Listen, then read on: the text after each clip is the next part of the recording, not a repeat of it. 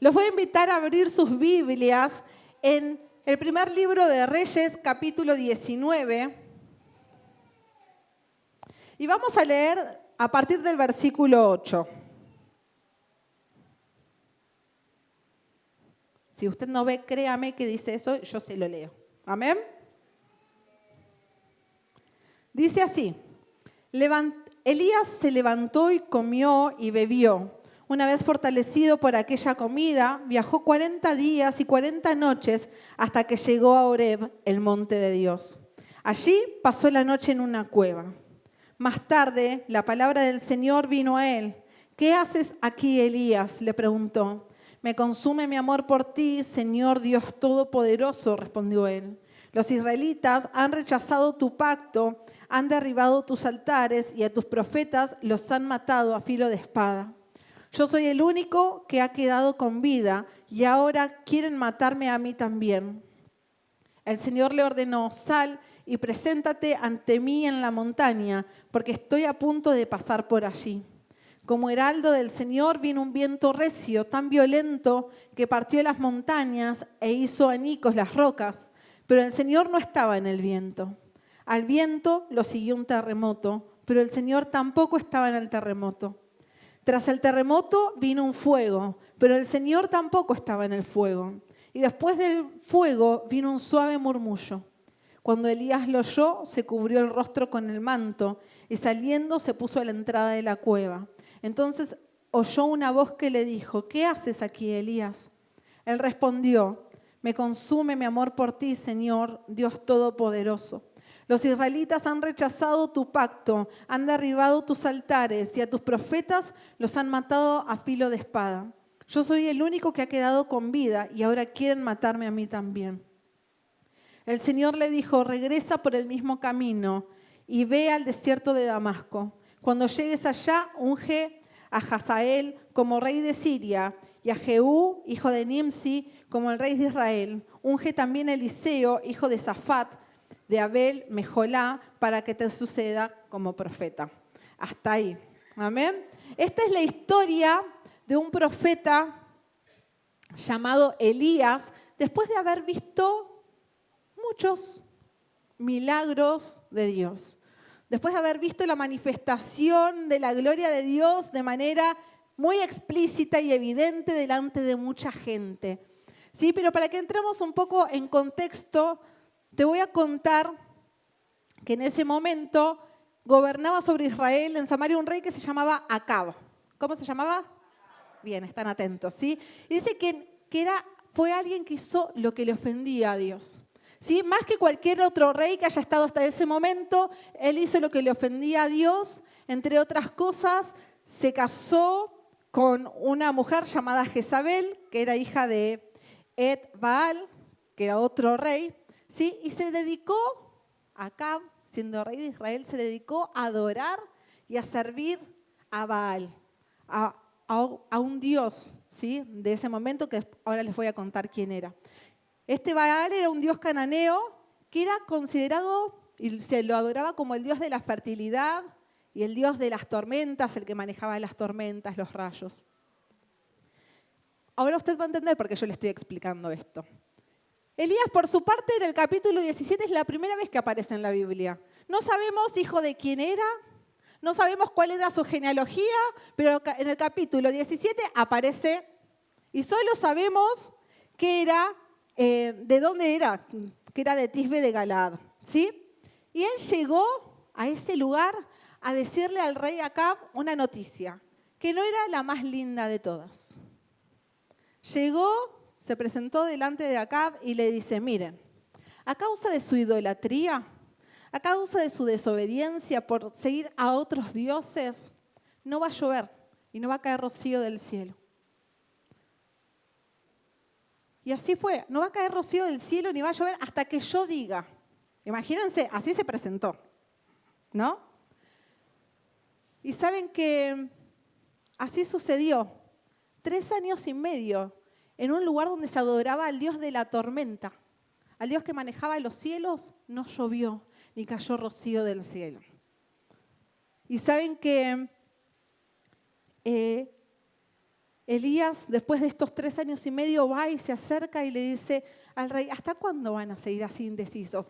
Que adoran a Dios, que adoran a otros dioses, que adoran a Dios, al Señor, pero también adoran a la diosa Acera, al dios Baal. ¿Hasta cuándo van a seguir así? Vamos a hacer una cosa, como hacen los youtubers de ahora, vamos a hacer un reto, ¿no? Lo que vamos a hacer es lo siguiente. Hay 450 profetas de Baal y del Señor quedo yo solo. Dice, vamos a hacer esto, traigan 2 bueyes, que ellos elijan uno y que preparen un sacrificio. Preparen la leña, lo descuartizan, lo ponen ahí, pero nadie puede prender el fuego. El Dios verdadero va a ser el que prenda el fuego, el que haga descender fuego. Bueno, así fue. Lo prepararon y dicen que los profetas de Baal lo prepararon y le pedían a Baal que responda y nada. Bailaban, nada. Gritaban y nada. Se cortaban porque decía que la sangre en los sacrificios como que llamaba la atención de los dioses paganos y hacía como que actúe. Pero así todos se lastimaron y ¿saben qué pasó? Nada. De hecho, en medio de ese momento, Elías dice, bueno, su Dios debe estar o dormido o de viaje, griten más fuerte. Pero nada sucedió. En ese momento Elías le dice a todo el pueblo que estaba ahí, vengan, acérquense. Se acercaron. ¿Y saben qué hicieron? Llenen cántaros de agua, muchos cántaros de agua. 3 veces llenaron 4 cántaros de agua y los tiraron sobre la leña. ¿Alguien intentó prender fuego sobre leña mojada? Está medio complicado, ¿verdad? Mojaron, hicieron una zanja alrededor, también pusieron agua y él hizo una oración que es fantástica. Ustedes, perdónenme porque yo me apasiono con lo que hablo y todo me parece fantástico, pero realmente es fantástica. Dice, Señor, esta fue la oración que hizo Elías, Dios de Abraham, de Isaac y de Israel, que todos sepan hoy que tú eres Dios en Israel y que yo soy tu siervo y he hecho todo en obediencia a tu palabra. Respóndeme, Señor, para que esta gente reconozca que tú eres Dios. Tremendo. ¿Y saben qué pasó?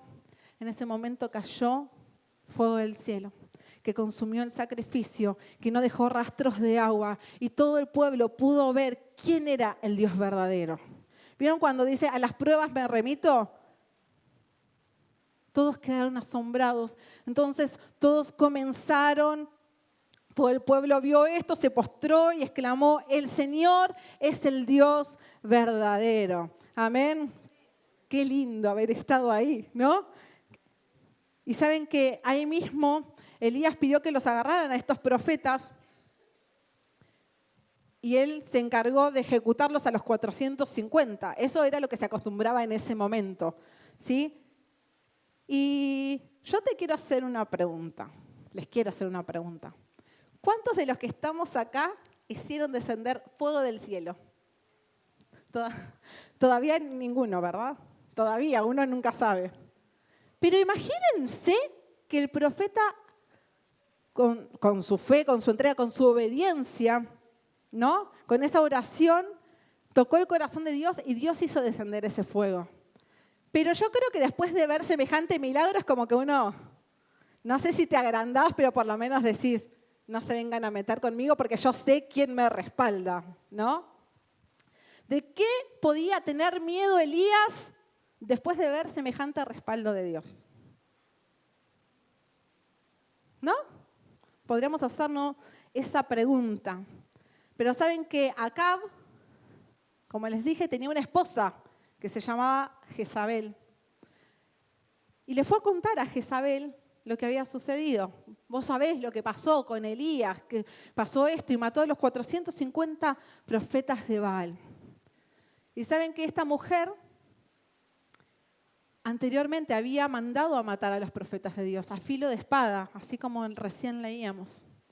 Y cuando se enteró de esta noticia, yo creo que le hirvió la sangre. Ya escuchar el nombre Elías le haría hervir la sangre. ¿Sabe qué significa el nombre Elías? El Señor es mi Dios. Imagínense que cada vez que decía Elías, estaba diciendo el Señor es mi Dios. Yo creo que no lo querría ni nombrar. ¿Sí? Y entonces dice en el versículo 2 del capítulo 19 que leímos, que entonces mandó a un mensajero para que le diga a Elías, y presta atención lo que le mandó a decir, que los dioses me castiguen sin piedad si mañana a esta hora no te he quitado la vida como tú se la quitaste a ellos. Dice que Elías se asustó y huyó para ponerse a salvo y caminó por el desierto, llegó a un arbusto con ganas de morirse, después fue a una cueva y se escapó.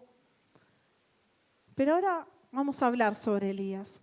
Pero esta mujer, Jezabel, argentinizado sería Jezabel, no, ya murió, tuvo una muerte bastante trágica, de hecho. Pero saben que hay un espíritu de Jezabel, habrán escuchado alguna vez en alguna oración o en algún momento de guerra espiritual sobre este espíritu. Y es interesante que podamos entender de qué se trata. Es algo que debemos procurar echar de nuestras vidas, desenmascarar, para que el Señor pueda seguir reinando con poder y con gloria en cada una de nuestras vidas. Amén.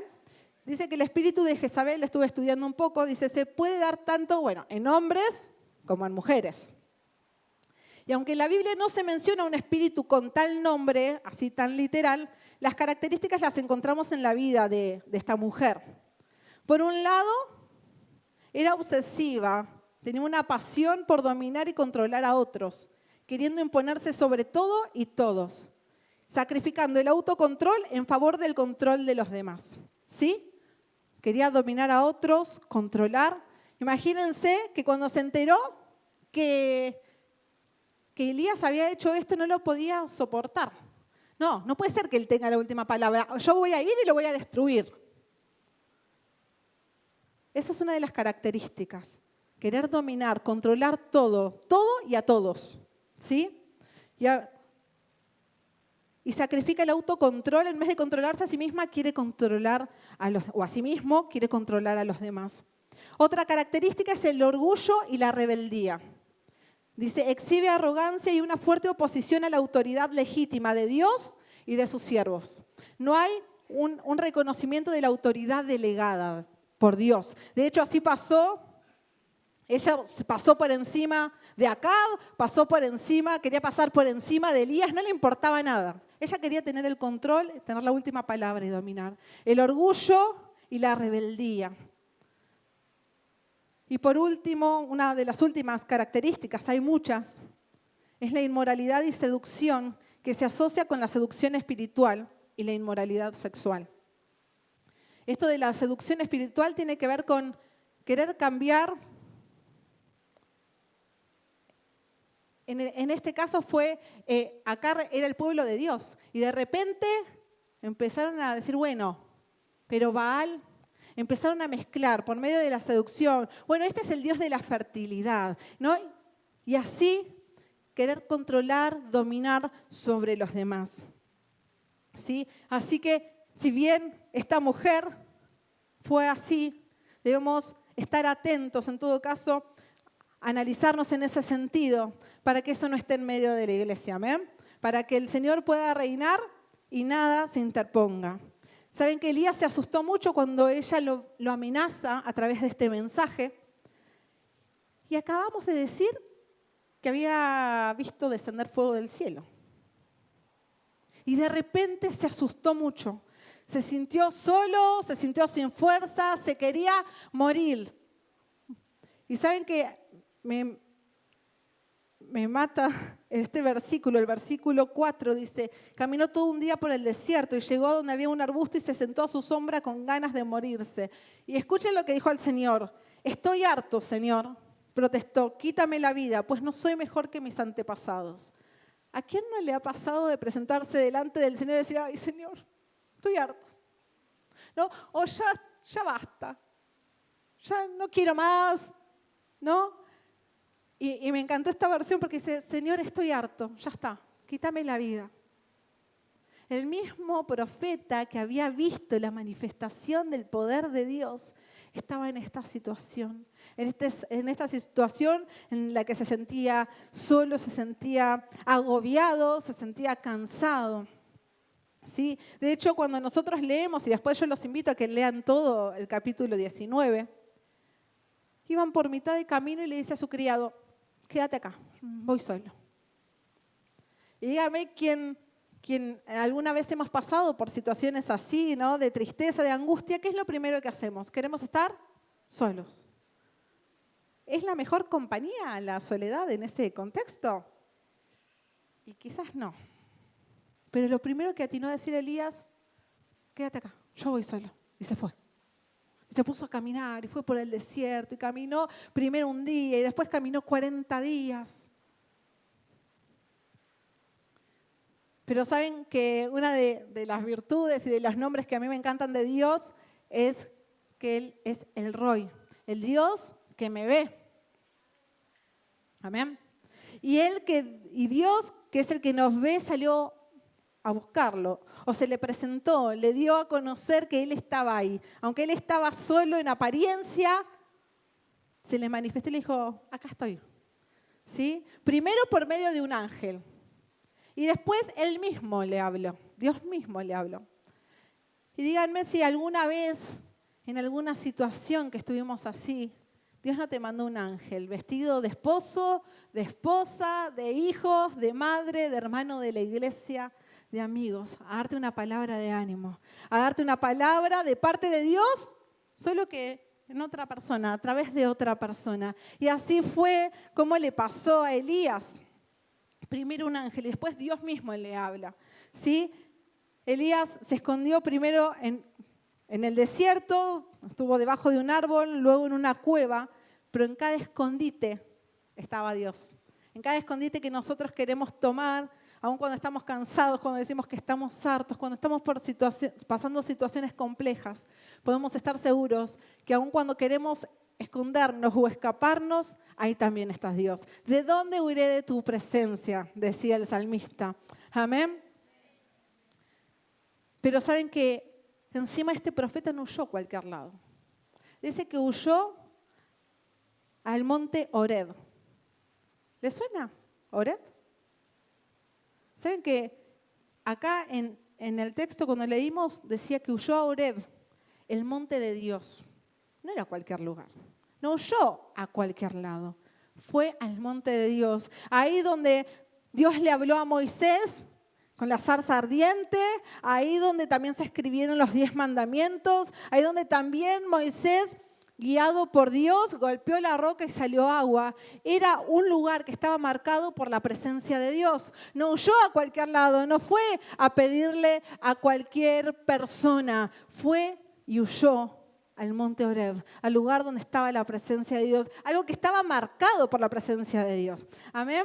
Y yo te pregunto, ¿a dónde vamos cuando estamos en estas situaciones? ¿A dónde salimos corriendo? ¿No? ¿Cuál es nuestro escondite? ¿En quién ponemos nuestra confianza? Y yo cuando pensaba en esto, me acordaba en un salmo que es muy conocido, que es el Salmo 91, que es hermoso todo. Lo voy a leer. Iba a leer un pedacito, pero lo voy a leer porque lo merece. El que habita al abrigo del Altísimo se acoge a la sombra del Todopoderoso. Yo le digo al Señor, tú eres mi refugio, mi fortaleza, el Dios en quien confío. Solo Él puede librarte de la trampa de los cazadores y de mortíferas plagas, pues te cubrirá con sus plumas y bajo sus alas hallarás refugio. Su verdad será tu escudo y tu baluarte. No temerás el terror de la noche, ni la flecha que vuela de día, ni la peste que acecha en las sombras, ni la plaga que destruye a mediodía. Podrán caer 1000 a tu izquierda y 10.000 a tu derecha, pero a ti no te afectará. No tendrás más que abrir bien los ojos para ver a los impíos recibir su merecido. Escucha bien. Y haz la tuya esta palabra también. Ya que has puesto al Señor por tu refugio, al Altísimo por tu protección, ningún mal habrá de sobrevenirte, ninguna calamidad llegará a tu hogar, porque Él ordenará que sus ángeles te cuiden en todos tus caminos. Con sus propias manos te levantarán para que no tropieces con piedra alguna. Aplastarás al león y a la víbora, hollarás fieras y serpientes. El Señor dice, yo lo libraré porque Él se acoge a mí. Lo protegeré porque reconoce mi nombre. Él me invocará y yo le responderé. Estaré con Él en momentos de angustia. Lo libraré y lo llenaré de honores. Lo colmaré con muchos años de vida y le haré gozar de mi salvación. ¿Cuántos dicen amén? Amén, tremendo. Tremenda bendición para aquellos que confían en Dios, para aquellos que buscan su escondite en Él. Él es nuestro escondite, es nuestro refugio, dice la palabra. Él es nuestra esperanza. ¿En quién vamos a hallar? ¿A dónde vamos a salir corriendo en esos momentos de dificultad?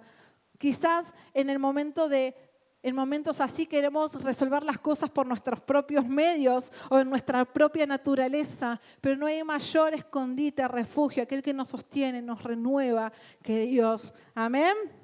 Amén. Y saben que Elías fue ahí, como les decía, a Horeb, ese lugar tan marcado por la presencia de Dios. Los versículos del 11 al 13 que leímos hoy en Primero de Reyes, dice, el Señor le ordenó, Elías estaba escondido en la cueva. ¿Se acuerdan que lo querían matar y se escondió en la cueva? Amén. El Señor le ordenó, sal y preséntate ante mí en la montaña porque estoy a punto de pasar por allí. Como heraldo, como mensajero, sería del Señor vino un viento recio, tan violento que partió las montañas e hizo añicos las rocas. Pero el Señor no estaba en el viento. Al viento lo siguió un terremoto, pero el Señor tampoco estaba en el terremoto. Tras el terremoto vino un fuego, pero el Señor tampoco estaba en el fuego. Y después del fuego vino un suave murmullo. Cuando Elías lo oyó, se cubrió el rostro con el manto y saliendo se puso a la entrada de la cueva. Entonces oyó una voz que le dijo, ¿qué haces aquí, Elías? Me encantan las preguntas, esas preguntas tan directas de Dios como, ¿qué haces acá? ¿Vieron cuando los niños chiquitos se quieren esconder y hasta se tapan con las manos? Y ellos piensan que están escondidos. Yo creo que es algo así con Dios, ¿no? Que nos queremos esconder y nos dice, ¿qué haces ahí? Te estoy viendo. Por más que te quieras esconder en la cueva, en el árbol, donde quieras, te estoy viendo. ¿Qué haces ahí? Pero saben que estos versículos me llevaban a reflexionar un poco. Y es en que muchas veces queremos ver la manifestación externa de Dios. Queremos ver el fuego cayendo, queremos ver el terremoto, queremos ver el viento, queremos ver el milagro, queremos ver la gloria de Dios de manera tangible, ¿verdad? Y está bien, porque Dios lo sigue haciendo. ¿O cuántos de acá contamos testimonios de lo que Dios hizo en este año? ¿No? Apariciones de trabajo, Irene, ¿no? Ascensos en el trabajo, logros en los estudios, tantas cosas, ¿no? Restauración en la familia, en el matrimonio, tantas cosas. Y Dios sigue obrando en eso. Pero no es solamente eso. Ahí está la cuestión. Muchas personas decodifican que Dios está con ellas solo porque se acomoda todo lo de afuera, ¿no? Entonces yo llego a Dios, Señor, yo necesito un trabajo. Entonces el Señor me da mi trabajo, listo. El Señor está conmigo porque me dio el trabajo, ¿no? Pero saben que si bien Dios sigue haciendo y sigue obrando, lo que Dios quiere hacer es actuar en nuestro interior. Sí actúa en nuestro exterior, pero Él quiere actuar adentro. Quiere actuar en nuestro corazón, quiere traer transformación y vida, porque yo puedo acomodar todo lo de afuera, pero si lo de adentro no está acomodado, tarde o temprano lo de afuera se vuelve a desacomodar. Amén. ¿Saben que esta es una palabra que el Señor me traía hace unas semanas atrás que lo compartí con el equipo? El Señor me inquietaba hablar de esto. Yo sigo obrando de manera en lo exterior, pero hay algo que quiero hacer. Quiero mostrar mi gloria también en la transformación, en la santidad, en el compromiso, en la consagración, en el interior, en la sanidad del alma, en la sanidad interior, en la liberación. Hay algo que Dios quiere hacer más allá de todo lo que se ve. Él quiere seguir trabajando adentro. Por eso es lindo, en este caso, el fuego, el viento, el terremoto, la provisión. Es hermoso. Pero hay algo más que Dios quiere hacer. Y hemos declarado este año que veremos su gloria. Y hemos visto un montón de cosas, ¿verdad? Ahora que los miro también, casamiento. Bueno, un montón de cosas pasaron. Pero yo decía, Señor, que no termine el año sin que sigas mostrando tu gloria en lo que hay adentro, de nuestras vidas transformadas, de un deseo profundo de conocerte, de estar en tu presencia, de agradarte. ¿Amén? ¿Cuántos dicen amén? Lo exterior también, pero sobre todo lo interior. Amén. Yo me había anotado directamente esto acá y se los vuelvo a repetir. Si yo tengo acomodado lo de afuera, pero nunca acomodo lo de adentro, nunca termino de estar en paz. Y a la larga una persona que no está en paz vuelve a desordenar lo de afuera. ¿Sí? Elías había visto un montón de cosas. Había visto la gloria de Dios manifestarse de manera tremenda. Cuando nosotros leemos en los capítulos anteriores, vemos cómo Dios le proveyó en tiempos de hambruna. Porque esto de que no lloviera complicaba el tema de los cultivos, la agricultura, la economía, ¿no? Entonces, Él le proveyó primero por medio de cuervos. Después dijo, bueno, no, anda a la casa de esta viuda que ella te dé de comer. Y llega a la casa de la viuda y le dice, yo no tengo nada para darte de comer. Tengo un poco de harina, un poco de aceite, pero es para nosotros. Y ya nos vamos a dejar morir porque ya no hay más nada. Y Elías le dice, vos hacé el pan, tráeme el pan y vas a ver que no va a faltar ni el aceite ni la harina en tu casa. Y así fue. Así que vio la provisión de Dios en eso. Pero no solamente vio la provisión, vio el poder de Dios de manera que resucitó a un muerto. Porque el hijo de esta viuda un día murió. Y esta señora le dice, ¿cómo puede ser? ¿Te estás burlando de mí? Mira lo que le pasó ahora a mi hijo. Murió. Pero también vio cómo Dios lo levantó de entre los muertos, ¿no? a ese hijo, y vio el poder de la resurrección. Vio descender fuego del cielo. Miren todos los milagros que había visto. Sí, pero aún así, Elías un día se sintió mal. Tuvo miedo. Estaba cansado. Estaba triste. ¿A quién no le ha pasado? Nos encanta ver las cosas que Dios hace. Pero ¿será suficiente eso para nosotros? ¿Será suficiente solamente quedarnos con eso? ¿Quedarnos con las cosas externas? ¿Será que las cosas externas solas nos pueden llenar por sí mismas?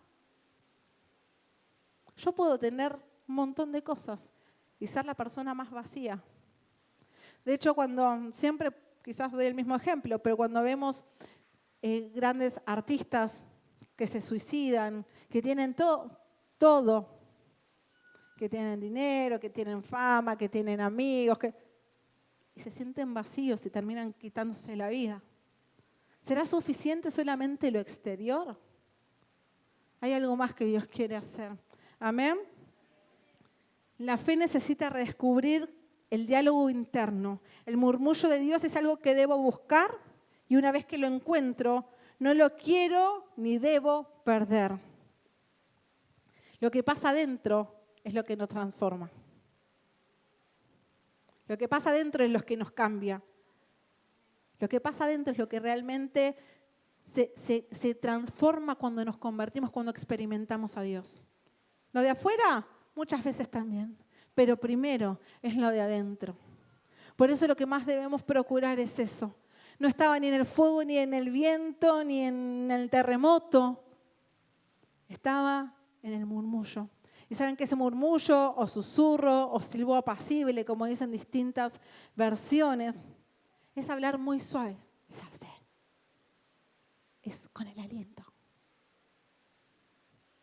Y para poder escuchar un susurro, necesito ¿qué? Silencio. Necesito un poco de quietud. Entre gritos y cosas, es difícil escuchar la voz de Dios. Y yo no te digo que quizás en tu casa estén todo el día gritando o estén las cosas así muy a lo loco, pero muchas veces hay mucho ruido acá, ¿no? A mí me pasa a veces que quiero orar y de repente como que pienso mucho. Digo, ay, Señor, ayúdame, quiero silenciar todas esas voces. Porque si yo quiero que Él me hable y yo estoy pensando en todo lo que tengo que hacer, lo que hice, no voy a escuchar. Necesitamos ese silencio, ese momento de quietud para poder escuchar lo que Dios está hablando, porque ahí es donde Él trabaja. Yo puedo ir a todas las reuniones.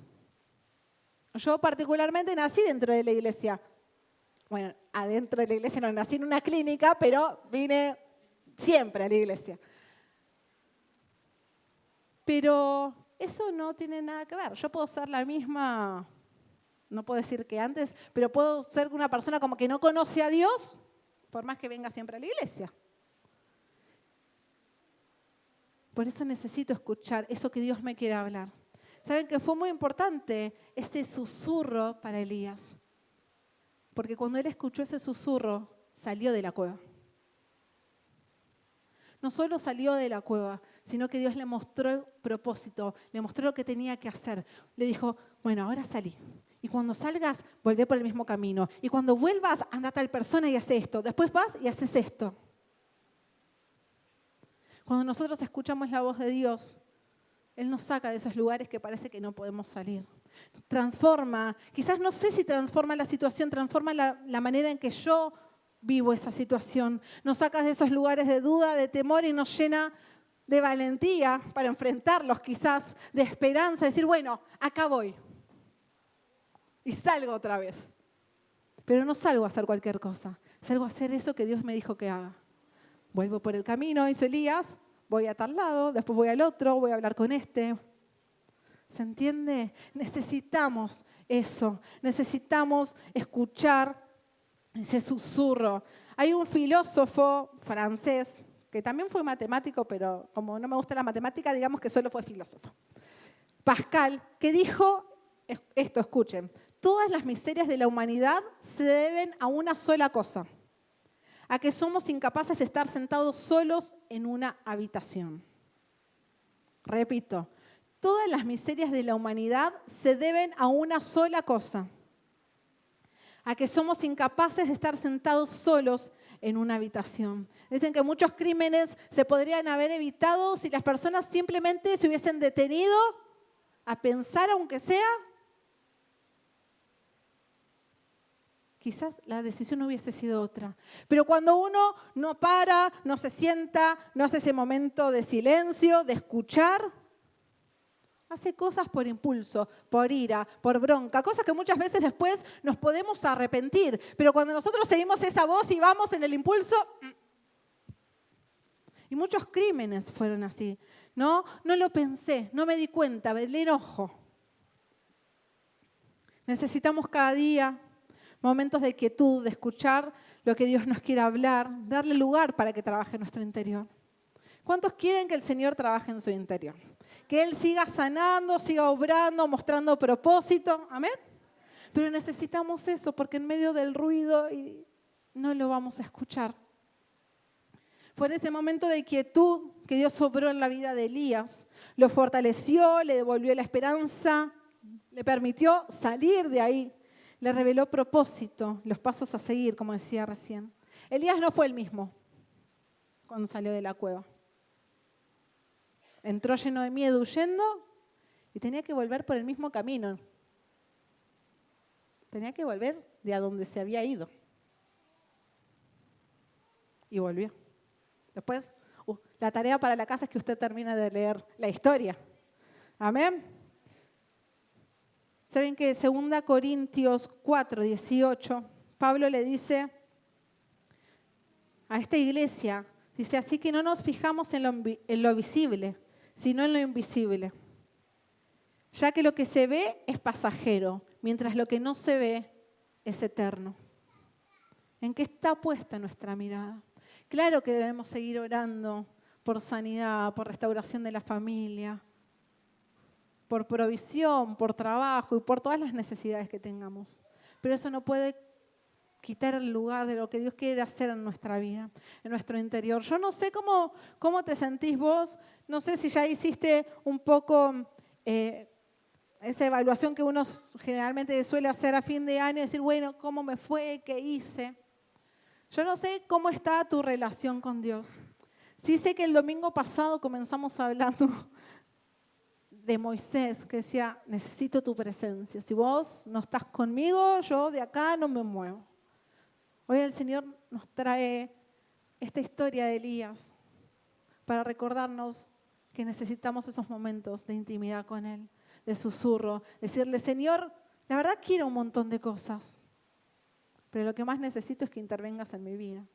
Lo que más necesito es que sanes mi corazón, sanes mis heridas, aun si hay algo que no es tuyo en mí, que lo quites de mi vida, para poder alcanzar eso que vos pensaste para mí.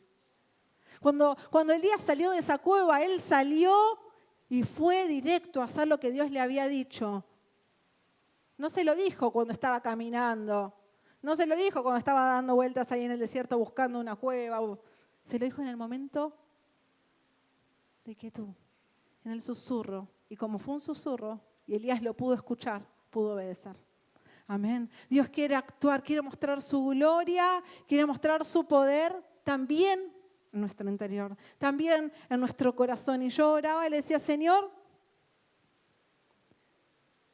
yo sé que después vamos a seguir viendo la gloria, no es que se termina el año y no vamos a ver más la gloria de Dios, ¿verdad?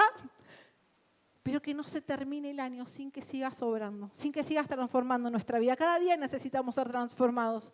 Cada día necesitamos, ¿no?, ser trabajados, intervenidos por Dios, ¿no?, que Él ponga su mano y nos haga cada día más parecidos a Él. Que Él nos muestre el propósito. Cuando no sabes a dónde ir, ay Señor, ¿y qué tengo que hacer?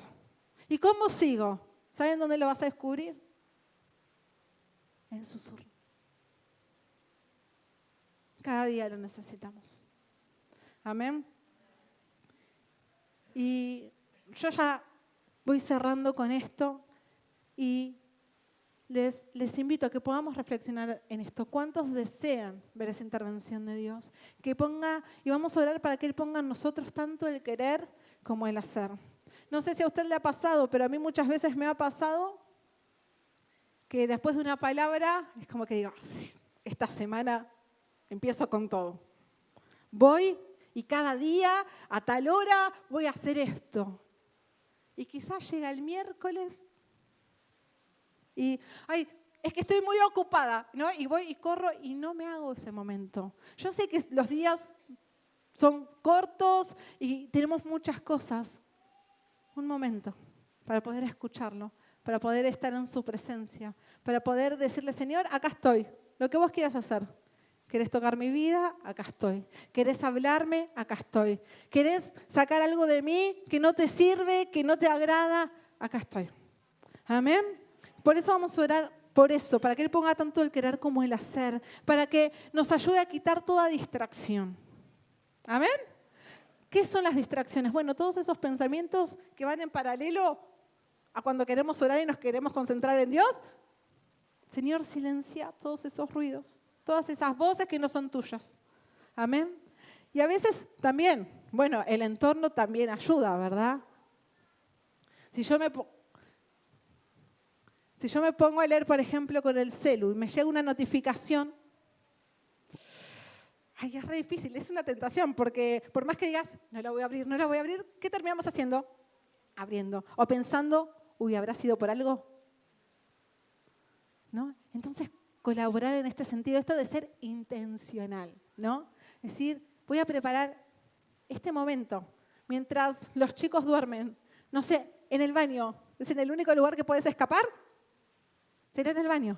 Señor, habla, seguí transformando mi vida. Amén. Entonces, por tanto el querer como el hacer, quitar toda distracción.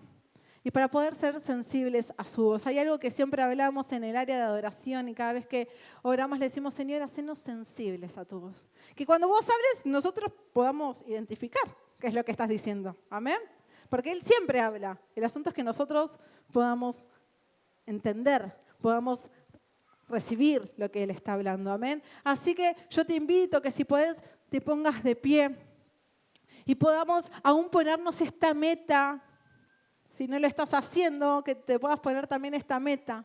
No decir, Señor, yo quiero escuchar tu susurro. Ayúdame, sigue transformando mi vida a tu imagen, a tu semejanza. Mostrame el propósito que tenés para mi vida. ¿Sí? Amén. Y así nos vamos afilando. ¿Para cuándo? Para el 19. Que tenemos vigilia. Que podamos venir todos con el mismo sentir. Sensibles a la voz de Dios porque nos fuimos preparando. ¿No? Cuando hay una persona que va a hacer una maratón, se prepara. ¿Y qué les parece si también nos vamos preparando para ese día? Necesitamos hacerlo siempre, pero nos vamos preparando para ese día, para esa vigilia, donde el Señor va a seguir hablando, que podamos ser sensibles para escuchar su voz. Amén, ya tenemos que puedas cerrar tus ojos.